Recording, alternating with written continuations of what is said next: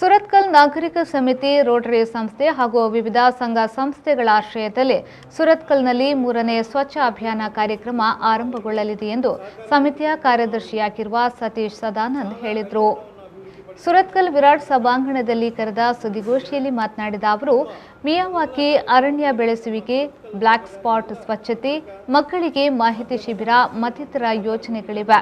ಸಹಕರಿಸಿದ ಎಲ್ಲ ಸಂಘ ಸಂಸ್ಥೆಗಳಿಗೆ ಕೃತಜ್ಞತೆ ವ್ಯಕ್ತಪಡಿಸುವುದಾಗಿ ಅವರು ಹೇಳಿದರು. ಶಾಲೆಗಳಲ್ಲಿ ಶಾಲಾ ಮಕ್ಕಳಿಗೆ ಮೋಟಿವೇಶನ್ ಕೊಟ್ಟುಕೊಂಡು ಅವರಿಗೆ ಸಹಕಾರ ಕೊಟ್ಟುಕೊಂಡು ನಾವು ಶಾಲಾ ಕೈತೋಟವನ್ನು ಅಭಿವೃದ್ಧಿಪಡಿಸುವಂಥದ್ದು ಮುಂತಾದ ಕಾರ್ಯಕ್ರಮಗಳನ್ನು ನಾವು ಹಮ್ಮಿಕೊಂಡಿದ್ದೇವೆ.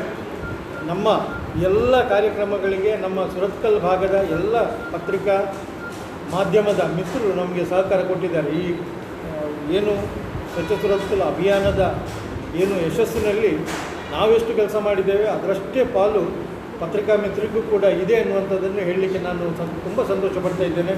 ಅವರಿಗೆಲ್ಲರಿಗೂ ಎಲ್ಲ ಪತ್ರಿಕಾ ಮಾಧ್ಯಮದವರಿಗೂ ಧನ್ಯವಾದಗಳನ್ನು ಸಲ್ಲಿಸಲಿಕ್ಕೆ ನಾನು ತುಂಬ ಸಂತೋಷ ಪಡ್ತಾ ಇದ್ದೇನೆ. 3ನೇ ಹಂತದ ಕಾರ್ಯಕ್ರಮ ನಮ್ಮ ನಾಗರಿಕ ಸಲಹಾ ಸಮಿತಿ ಹಾಗೆ ರೋಟರಿ ಕ್ಲಬ್ ಸುರತ್ಕಲ್ ಮತ್ತು ವಿದ್ಯಾದಾಯಿನಿ ಗ್ರಾಮೀಣಾಭಿವೃದ್ಧಿ ಮತ್ತು ಕೃಷಿ ತರಬೇತಿ ಕೇಂದ್ರ ವಿರಾಟ್ ಇವರ ನೇತೃತ್ವದಲ್ಲಿ ನಡೆಯಲಿದೆ. ಪ್ರಥಮ ಹಂತದ ಶ್ರಮದಾನಕ್ಕೆ ನಮಗೆ ಸಹಕಾರ ಕೊಟ್ಟವರು ರಾಮಕೃಷ್ಣ ಮಿಷನ್ ನೇತೃತ್ವದಲ್ಲಿ ನಾವು ಮಾಡಿದೆವು. ಅವರು ಅದರ ಎಲ್ಲ ಖರ್ಚು ವೆಚ್ಚಗಳನ್ನು ನೋಡಿಕೊಂಡು ಈ ಸಂದರ್ಭ ರೋಟರಿ ಸಂಸ್ಥೆ ಅಧ್ಯಕ್ಷ ಚಂದ್ರಕಾಂತ್ ಮರಾಠೆ ಉಪಸ್ಥಿತರಿದ್ದರು.